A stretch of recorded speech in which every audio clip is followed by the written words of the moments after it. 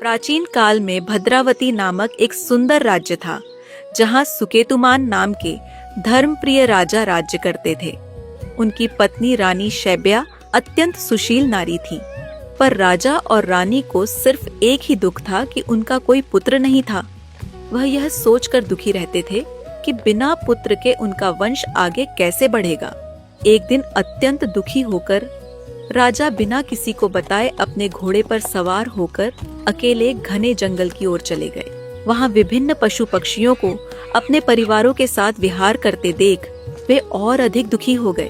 भूख प्यास से व्याकुल होकर राजा जंगल के अंदर गए और वहां उन्होंने एक सुंदर तालाब देखा। तालाब के किनारे पर अनेक ऋषियों और तपस्वियों के आश्रम बने हुए थे।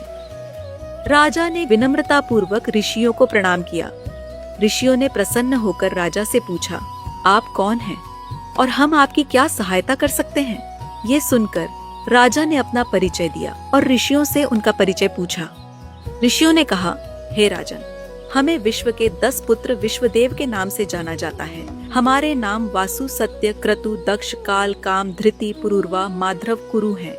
हम यहाँ स्नान करने आए हैं।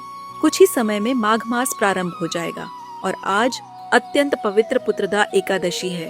यह व्रत पुत्र की इच्छा रखने वालों को संतान प्रदान करता है। यह सुनते ही राजा ने कहा, हे ऋषिगण, मैं लंबे समय से पुत्र प्राप्ति के लिए प्रयासरत हूँ।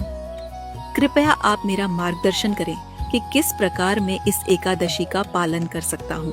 विश्व देवों ने राजा को संपूर्ण विधि बताई।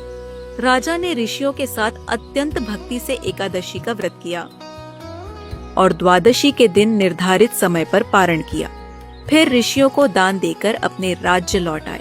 कुछ समय बाद रानी शैब्या गर्भवती हुई और उन्होंने एक तेजस्वी पुत्र को जन्म दिया।